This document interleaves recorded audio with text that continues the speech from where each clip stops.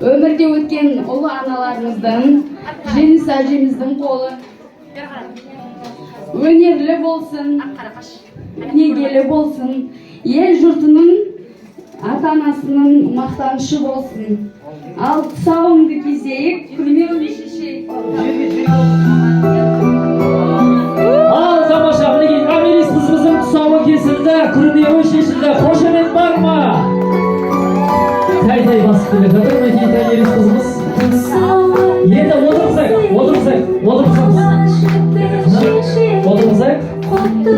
Ал Намирис, не таңдайсың?